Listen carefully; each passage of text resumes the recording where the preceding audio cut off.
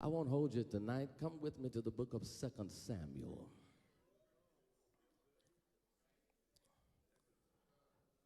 Second Samuel chapter 6.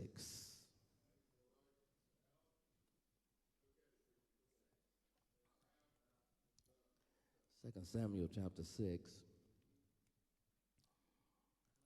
I want to look at verses 1 through 10.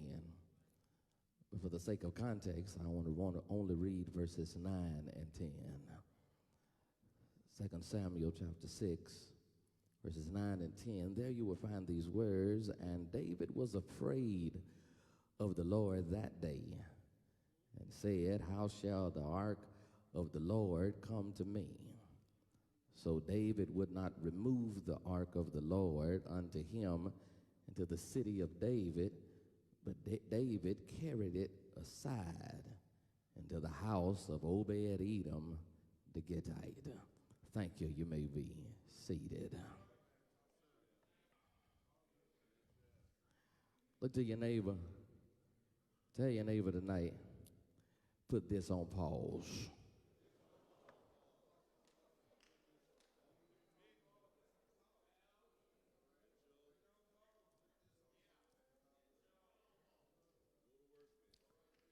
The truth is, my brothers and sisters, regardless how faithful you are, regardless how determined you are in your spirit, how dedicated you are in your work, how studious you are in your craft, the truth of the matter is, everything is not always going to go like you want it to. Regardless how many extra hours you show up at work, regardless how many times you go to classes and workshops in order to perfect the gift that God has given you, in order to do what is called your career, some days when you clock into work, it's just not going to go like you want it to. Regardless how faithful of a spouse you try to be, regardless how many how-to books you read, regardless how many Oprah shows you've watched, regardless how much advice that you've gotten from those that have walked the journey that you are trying to walk your own self, and regardless how much you love the person that you vowed to God, the preacher, and yourself, when you are going to spend the rest of your life with, the truth of the matter is there are some seasons in every marriage that it just don't always go like you want it to. Regardless how long you've been saved, regardless how gifted and talented God has blessed you to be, regardless if you have multiple gifts and talents that you can use to exhort and exemplify and glorify the kingdom of God, regardless how many times you're the last one to leave, regardless how long you stay at the house of God, that you're the one that cuts on and off the lights, you're the one that locks the door, you're the one that's here praying when nobody else is praying, you're the one here sweeping when nobody else will give you credit, you're the one that's dedicated to make sure that everything is done, even though other people sometimes get the credit. You're not the one that's in the front, but you're the one that's working hard behind the scenes. You're the one that's making sure that you do what the old church taught you to do. You're holding up the blood-stained banner. And regardless how much you call on God, how much you ask God, how much you lean and depend on God, there are sometimes even at the house of God that they don't always go like you want it to. But I think I need to tell somebody that failure does not mean fatality. I think I ought to tell you that just because you've made a mistake don't mean that you're eternally destined to be miserable. That just because you've had some downs more than you've had ups, just because you went through more valleys than you have mountaintops, just because you've had more stormy weather than you've had clear weather, regardless, just because you had more enemies than you do friends, you had more hurt than you have help, you had more people to tear you down than you have lift you up, you've tried your best but yet looked like your best still wasn't good enough, you tried to run the race but yet looked like somebody was always always faster than you, stronger than you, had more than you. You tried your best to hold everything together. The truth of the matter is, just because it didn't work out, tell your neighbor it's not over. I came to give somebody some good news tonight that regardless of your mistake, your mishap, your mess up, your misstep, God still has a way of performing miracles in your life. Just because it didn't work out the first time, it don't mean that I'm not going to get a chance for another time. Just because the first marriage didn't work, don't mean that you're not ever going to walk down the aisle again. Just because you had hell at the first church, don't mean that you're not going to get called to another one. Just because you had enemies that ran you out from your first job, don't mean that you're not going to get another job. Just because I went through failure, it don't mean that I'm going to fail. It means that God has just put me on pause.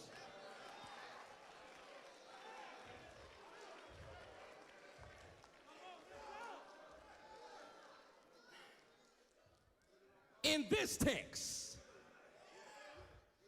we find a David that had finally made it to destiny. Promise has now turned into reality. And truth be told, that he got there not the easy way, but the hard way. Because I think I need to tell somebody, God does not wait till you arrive to destiny to develop you, but he develops you for destiny on your way to destiny. That might be why you hadn't made it to destiny, is because you're not fully developed yet. Because God does not bestow mature miracles on immature believers. Maybe the reason why you have yet to get to where you think God has promised that he's going to take you is not that it's not prepared for you. You still need preparation when you get there. Am I talking to somebody in here right now? That's why you got to go through the Goliaths in your life. That's why you got to deal with the Sauls in your life. That's why you got to go through the Ziklag in your life. That's why you got to deal with everything that you're dealing with. It's because God is preparing you in order for you to make it when you get to destiny.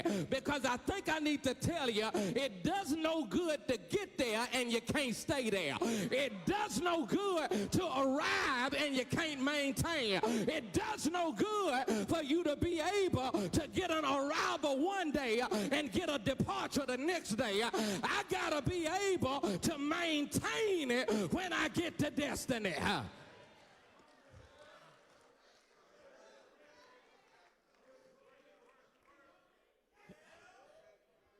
He got there and got installed in chapter number 5. In chapter 6, he had inspiration to go and get the ark of God and bring it to the city of God. He decided to go and go retrieve it because the ark was now not placed, it was hidden. And David said, in order for me to survive, I got to get God in the right place. I think I need to tell somebody that we get so prioritized with everything else in church. We get so focused and distracted with all other things in church that sometimes we miss the reason why the ministry ain't moving is because we don't have God in the right place.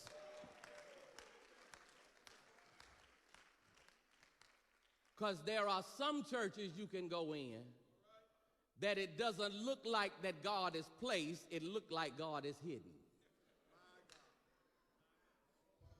Maybe the reason why your home cannot prosper like you want it to is because you got God out of place.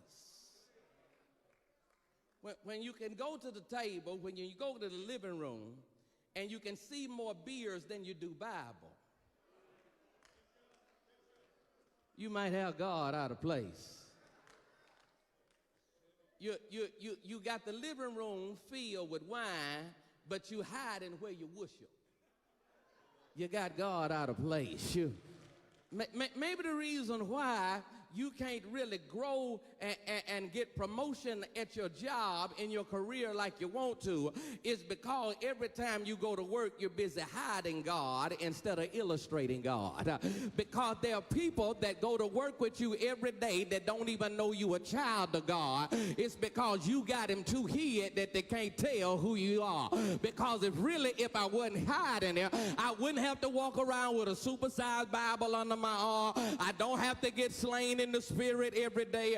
I ain't got to speak in tongues every time I walk into the break room. I ain't got to give my godly colloquial cliche every time somebody give me a salutation and I got to sound sanctified. How you doing? I'm blessed and highly favored in the Lord. Sometimes I can just say I'm doing all right, but they ought to be able to see some God in me because God is in the right place.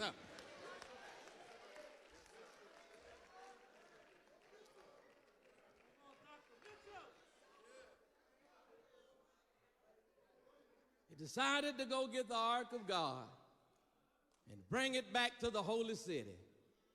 And text declares his first attempt was a failure. Text declares that while he was on his way from Baalim, headed to Jerusalem, he figured out this ain't the right time. Somebody needs to hear tonight. It's not that God is going to leave you where you are. It's not that God has forgotten about you. It's not that God has thrown you away and gave your blessing to somebody else. But God is simply telling you you are where you are because it ain't time to move yet. I know I'm talking to somebody. Yeah.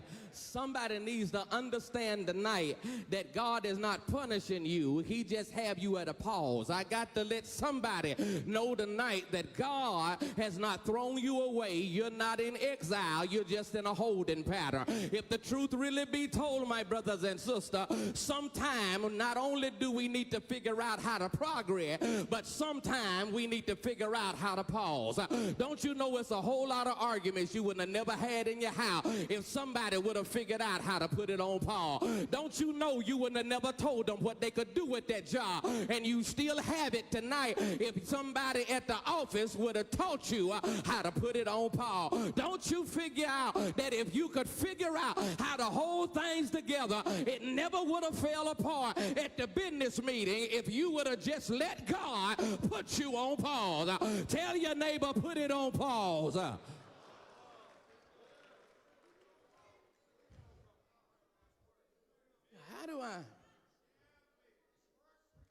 How do I know that it's a pause season?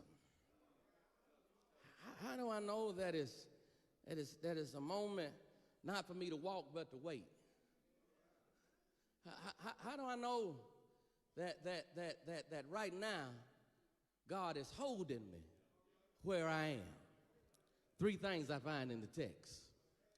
First of all, I find that he put David on pause because David used the wrong method.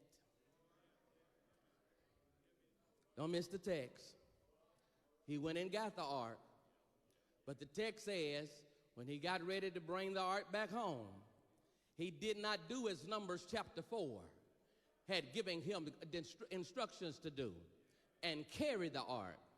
The text says that he put the ark on a cart and decided to roll the ark to Jerusalem.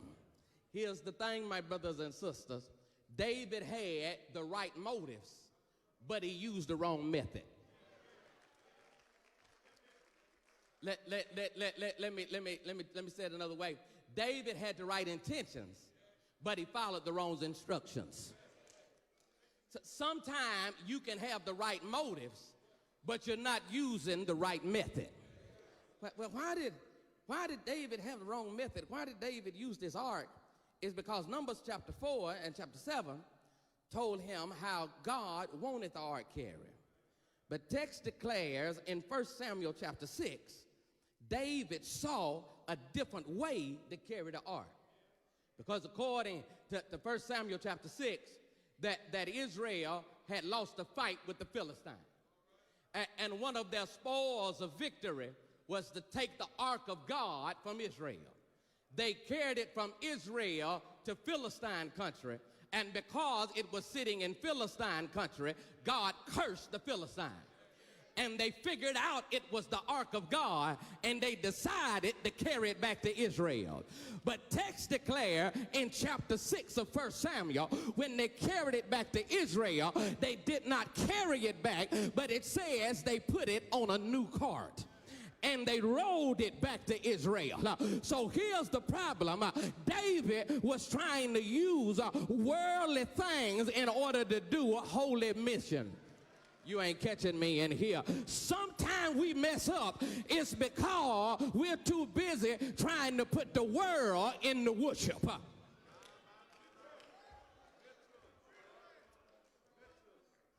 Let me help you out.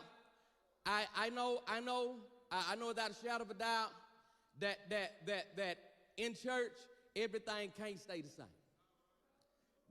That in order for you to be effective, in order for you to be relevant in the present age you in, everything can't stay what it used to be. But here's what I'm trying to tell you. While you're doing your modernization, don't miss your consecration. Let me say it another way. Let me say it another way. While you so focused on trying to stay up to date, don't let God get you out of date. Let me tell you that there's nothing wrong with theater seats. There's nothing wrong with screen but projectors. There's nothing wrong with LED backdrops.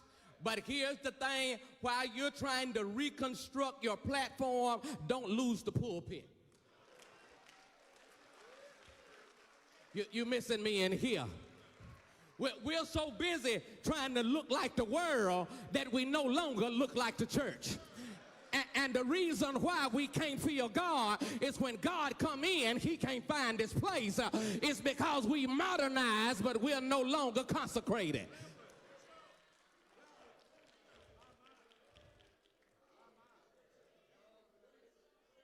I got to make sure I keep up with the times. But I don't lose the text. I gotta make sure that I'm on ups with society, but I'm still intact with the scripture. Because my mind is made up. I don't care how much the world changed, I'm still a preacher. And I can't get closer, Dr. Ford. I ain't just a preacher, I'm a black preacher. I ain't trying to sound like nobody else. I ain't trying to dress like nobody else. I ain't trying to look like nobody else. You can go on to somebody else if you want to hear a nice inspirational, motivational speech on Sunday morning. I came with encouragement and conviction. I came not only to uplift you, but I also came to rebuke you. I came not only to make you feel good, but I also came to challenge you so you can do better. I'm still going to be the same preacher that God made me to be. I don't care how modern you be. I ain't walking around with a Bible trying to talk to you.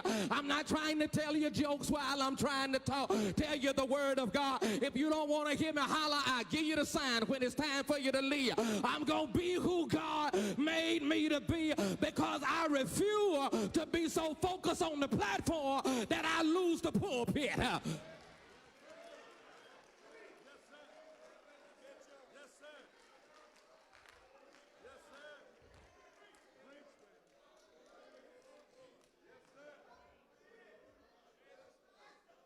He had the right motives, but he used the wrong method. Tell your neighbor it's the wrong method. Sometimes we can have the right motives. We want to raise money. We had the right motives, but we use the wrong method. Chicken dinners, spaghetti dinners, fish fries. But the method is bring ye all the tithes and offerings to my house, that there may be meat in my house. I ain't trying to sound, because there was a time when the church music was an influence on secular music.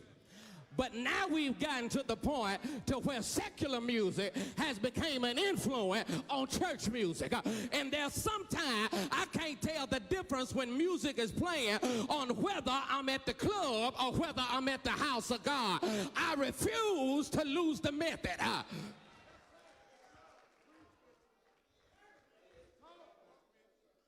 Why did he lose the method? Why did he lose the method? He used the wrong method because this is one of the first times in David's life with God do I ever find David doing something without checking with God. Nowhere at the beginning of the text do you find David saying that Samuel liked to write about him. Nowhere in the text do you find it saying that David inquired of the Lord. It just says that David told Israel, let's go get the ark. So here's the thing, my brothers and sisters. He had inspiration without any insight. You ain't catching me in here. He had godly intentions, but he didn't seek guidance. Here's what you got to understand, my brothers and sisters. Before you change your method, you might better meditate on it. Before you change your method, you might better talk to the Lord about it. Before you change your method, instead of getting a vote, you ought to make sure that you hear a voice. Before you change your method, don't worry about what a board say. You better listen to what the Lord say. This is one of the first times in the text. How do I know it? Because back up one chapter. He fought the Philistines twice in the same place. But every time before he talked to God. But the truth be told, by the time you get to chapter 6, you don't find David before he went to go get the ark. He went to go get the one that was the representative of the ark. He did not go talk to the Lord first, but when he went the second time, he talked to God according to Chronicles before he went and got the ark.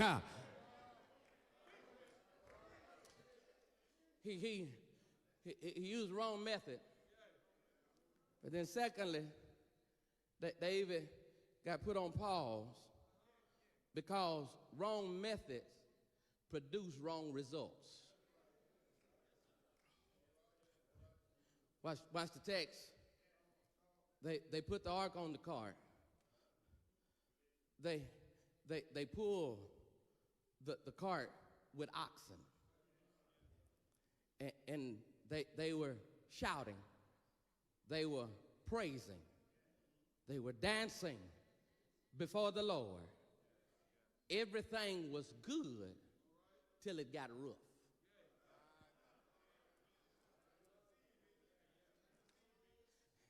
It says when they got to the threshing floor that it wavered. But in Chronicles chapter 13, it said the reason why it wavered was because the ox stumbled. Here's the thing. The cart could handle smooth ground, but it couldn't handle the rough spots.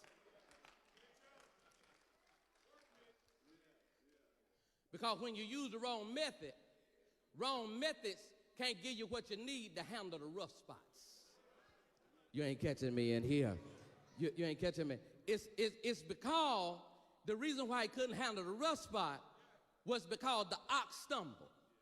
When the ox stumbled, the ark and the cart shook. And when the ark and the cart shook, then Uzzah reached up to try to grab it. Don't miss the text. Don't miss the text. If they would have carried the ark would have been carried by believers. So when the rough spot came, believers know how to handle rough spots. But because it was carried by an ox ain't a believer. So an ox can't handle the rough spot, it'll stumble. I got to be talking to somebody that need to come close to me. Maybe the reason why your ministry is stumbling is because you got people pulling it that ain't believers.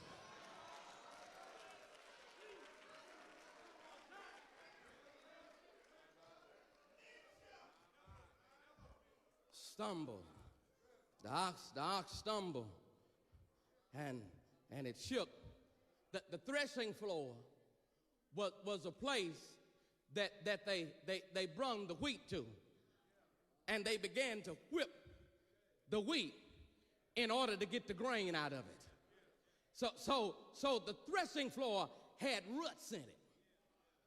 The threshing floor had what we call potholes in it. And when the ox hit the pothole, it stumbled. Really, here's the thing, my brothers and sisters. Before I get too holy, before I act like that the ox wasn't really what he was cracked up to be, I'll admit to you, I've been the ox.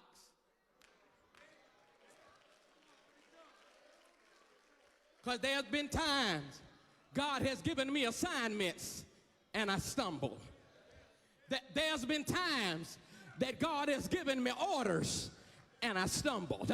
There's been times that God has told me not to do something and I stumbled. There's been times God told me to do something and I stumbled. And the truth really be told, I'm not the only stumbler in here. Look at your neighbor and tell him the truth. Tell your neighbor, I stumbled.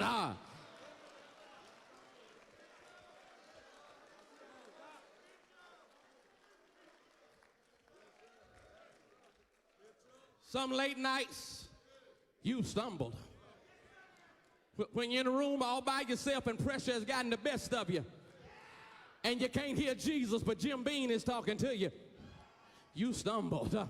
If the truth really be told, my brothers and sisters, the reason why there's some stuff you don't want anybody to know about, because there's some hotel rooms that didn't have your name on it, but when you got in it, you stumble. If the truth be told, if you not always at the grand, sometimes you went under the hill. And the truth be told, when you thought everybody was asleep, you tried to hit the right cherries, you tried to get the right number, you tried to say hit it, hold it, double it, you tried to make sure you hit 7 or 11, you stumbled. Tell your neighbor, I stumbled.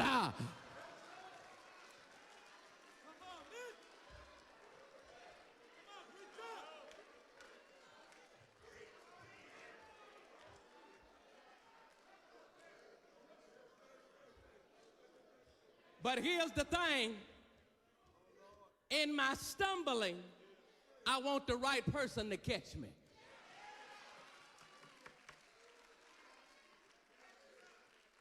The reason why it was a mess up and it produced wrong results, it was because the ark ended up in the wrong hands. I gotta be caught, but I need to be caught by the right hands. If the truth really be told, I don't know how you are. I don't know how you personally handle your business, but I can look at you and tell you just as dirty as I am. And if the truth be told, if I stumble, I don't want to be in your hands.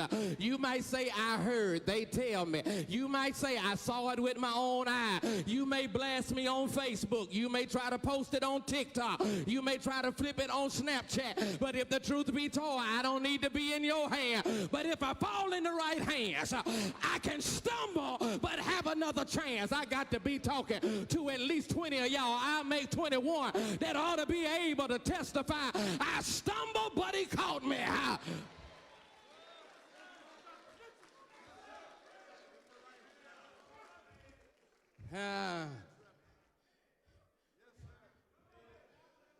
It stumbled,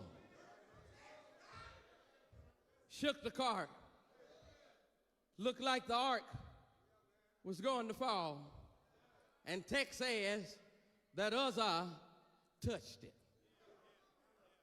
And when he touched it, it angered God, and he fell dead.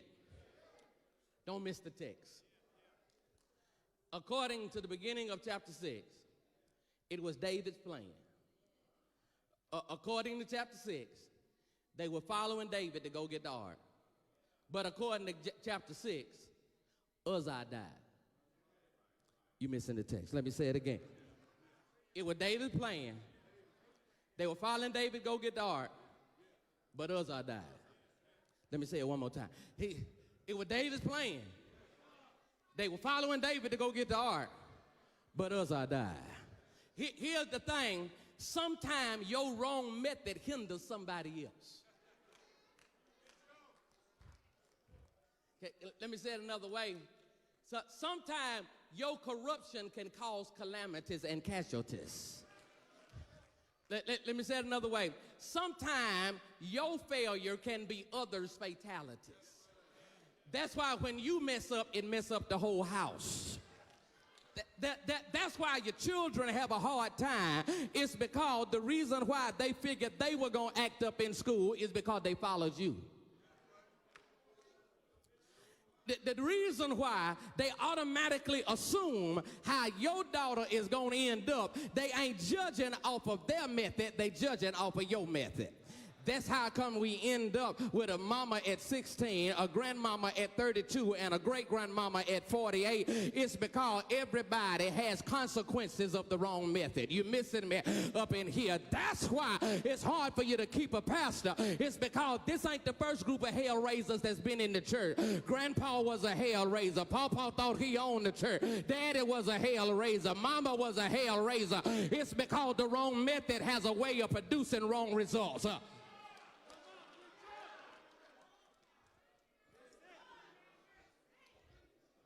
Watch the text.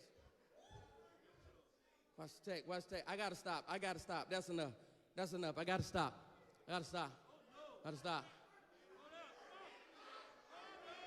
David had to be put on pause because he used the wrong method.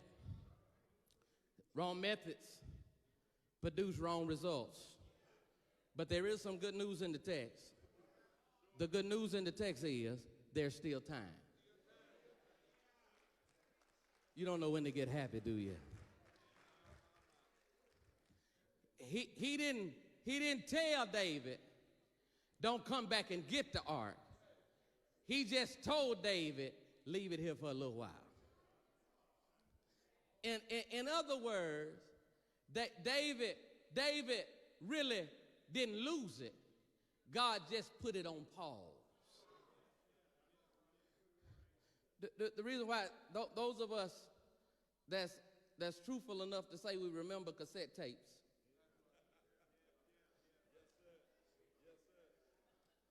Know that out of all the buttons that it was for functioning the tape, the button that had the most resistance was the pause button. And the reason why it had the most resistance is because the tape wasn't stopped, it was just held.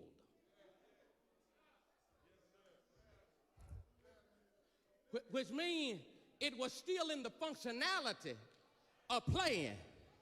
But at this moment, I need to pause it. Am I talking to somebody in here right now? I got good news for somebody. That God hadn't stopped you, he's just paused you. I got good news for somebody, that your life, your relationship, your career, your education, your degree ain't over. You just in a season where God got it on pause. He put it on pause, and the text says he dropped it off at Obed-Edom's house. I love that name, Obed-Edom. I tried to, but my wife wouldn't let me. I wanted to name one of my boys Obed-Edom somewhere in his name. But he left it at Obed-Edom's house. And how do I know when it's time? David knew it was time when God started blessing somebody else.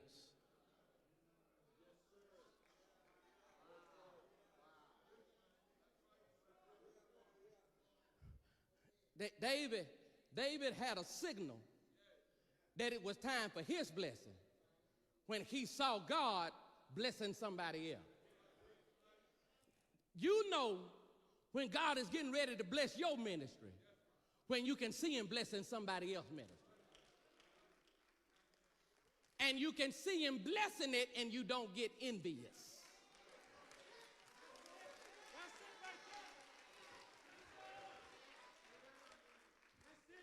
You can see him blessing it, and you ain't trying to take from him You just want God to give you what belongs to you. Am I talking to somebody in here?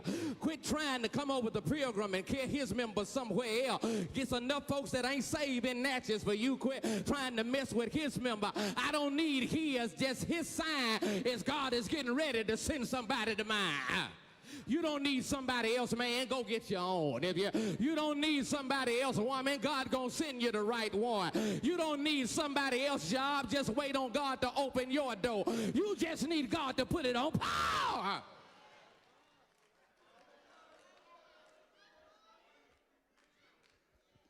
I can't tell you all of this. I gotta quit. I gotta quit. I gotta quit. I gotta quit. I gotta quit. But when it's time, when it's time. When you know God shows you the time is right, you don't just work, but you worship. But now in the worship, if I had time, I'd stay here. But if you let me just point out, when he consulted God, and God told him to do it scripture way, not modern way, and he began to do it, and he took 6 paces, worship God. 6 paces, worship God, all the way to Jerusalem. Text says, watch now, watch the shift of the oxen. The oxen, when it was the wrong method, was in front. But the oxen, when it was the right method, was on the altar.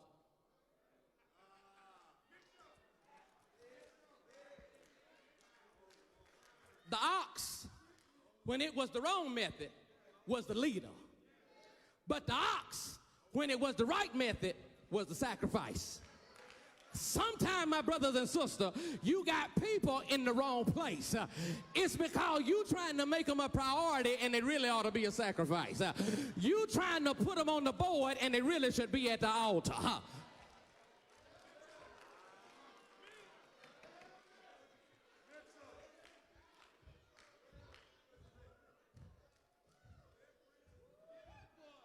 How could David still have time when God has already killed somebody? And now you expect him to keep somebody. It's because David had to change, but God didn't. Tell your neighbor, he's still God. I did it wrong, but he's still God. I stumbled, but he's still God. Reason I got another chance is because he's still God. How do I know the marriage gonna work this time? How do I know the job is going to take you to retirement this time? How do I know you're going to graduate this time? How do I know that you're going to have a successful ministry this time? It's because you had to change, but God is still God.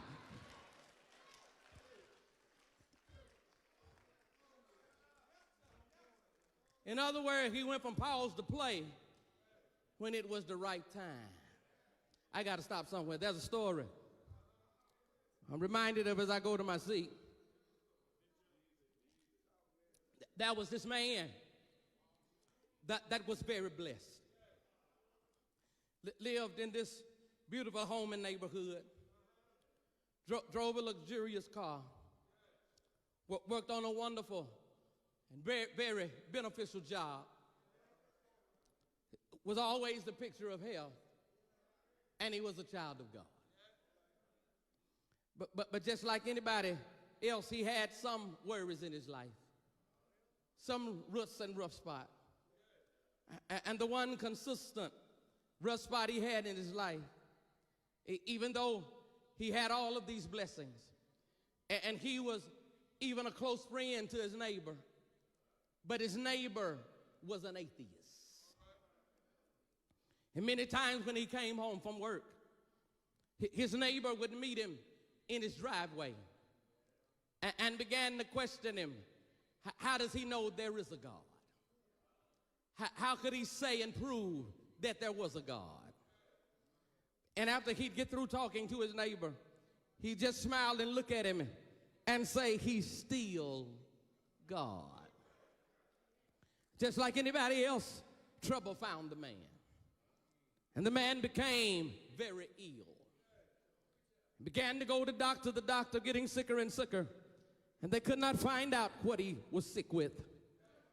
To finally, the right specialist figured out that he was sick with a rare disease that they've yet to find a cure for. When he came home that day, his atheist friend came and met him to ask him, what did the doctor say? When he told him what the doctor said, the atheist shook his head and said, how could you serve a God that'll let you get sick with an incurable disease? He just looked at him and said, he's still God. Because he was sicker and sicker and was missing many days of work, one day he went into work and the boss called him into the office. And instead of talking to him, he let him know that he had to let him go. When the neighbor saw that he had came home early, he went to see what was wrong. And he told him he had lost his job. The neighbor shook his head and said, how can you keep serving a God that'll let you get sick with an incurable disease and now let you lose your career? He just looked at him and said, he's still God. Because the man was no longer working and medical bills were piling up. It got to a point to where he started having to make some financial decisions. And one day while his neighbor was walking out the house, he saw the man's beautiful car being towed away. He walked over to the man and said, how can you keep serving this God that'll let you get sick with an incurable disease, lose your career, now lose your possessions? He just looked at him and said, he's still God. Well, this went on for about 2 years until finally, while one day the neighbor was out there watering his lawn, he saw the man drive up in a brand new luxurious car. That day the man got out the car and walked over to the neighbor's house. The neighbor asked him, what do you have there? He said, I could not wait until I got home to tell you about my day. It started off with me going to the doctor, and the doctor telling me that he could not find no more sickness in my body. I then went for what I thought was a second job interview. But when I got there, they gave me the job. And this job was better than the one I lost. Ain't the Lord all right?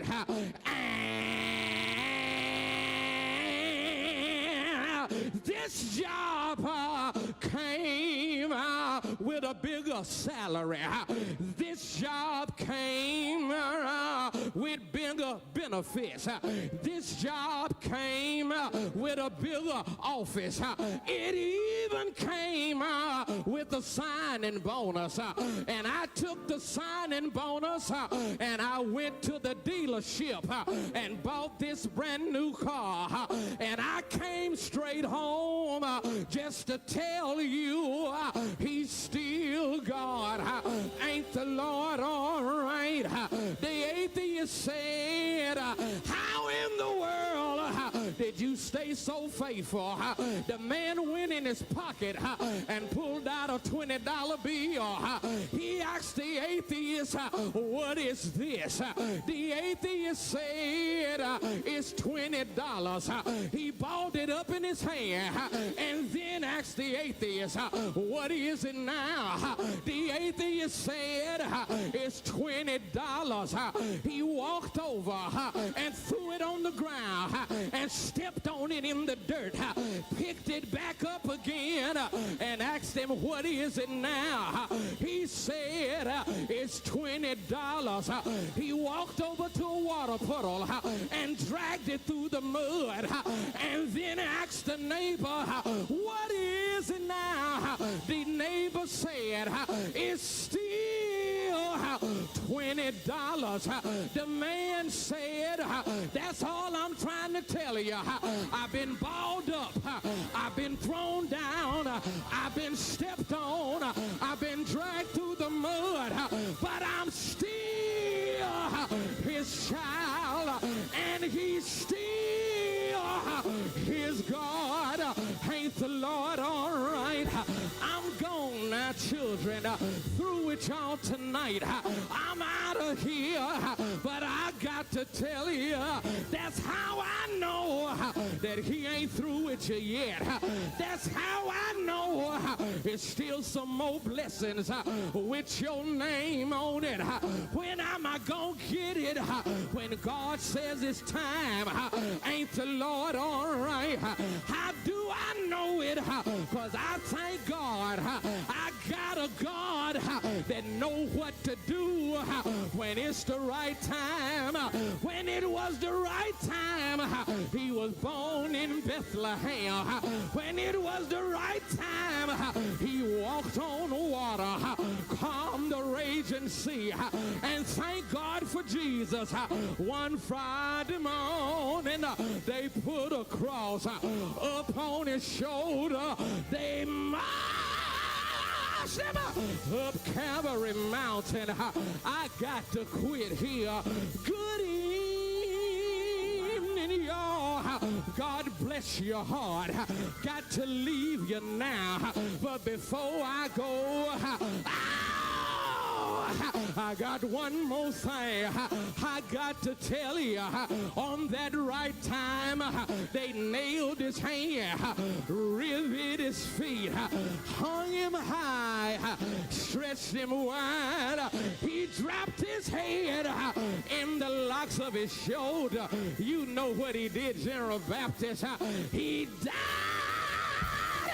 Anybody know it died? They laid him down in a borrowed tomb. But thank God for Jesus. They just put him on pause.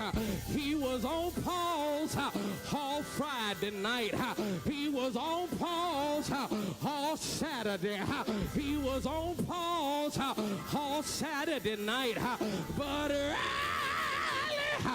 I said earlier, early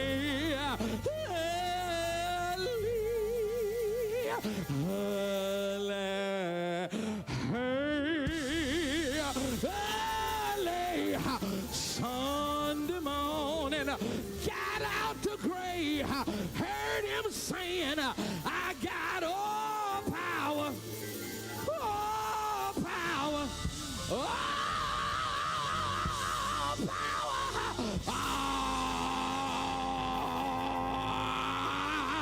power.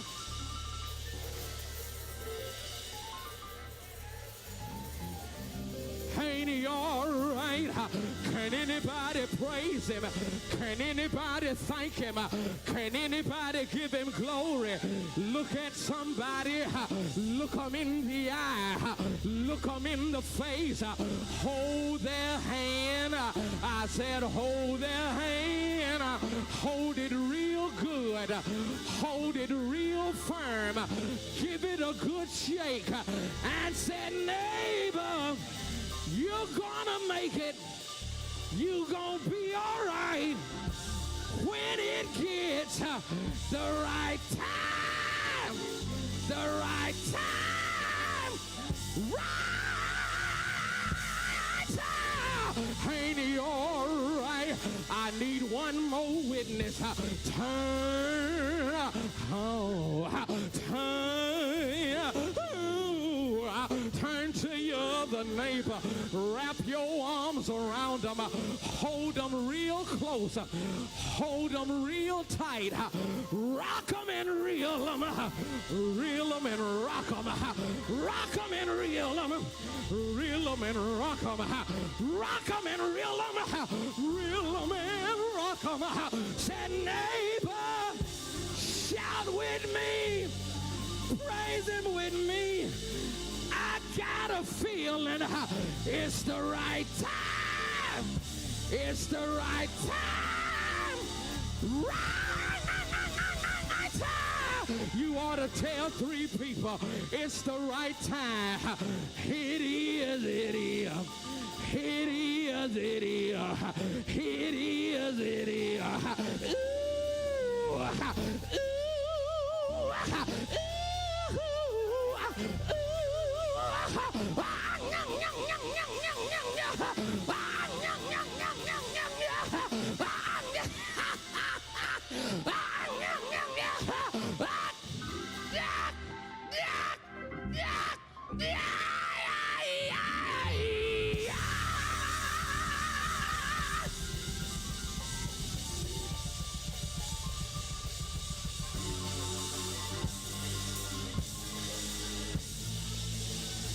Can anybody praise him? Can anybody thank him?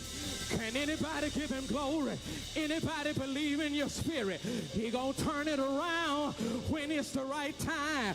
He gonna heal your body when it's the right time. He gonna open the door when it's the right time. You're gonna win the election when it's the right time. You're gonna get called to the church when it's the right time. You're gonna walk down the aisle when it's the right time. You're gonna get the promotion when it's the right time. Tell somebody you can't hurry God. You just gotta wait. Trust him. Give him time. No matter how long it takes. He's a God. You can't hurry. He'll be right there. Don't you worry. May not come when you want him, but he's always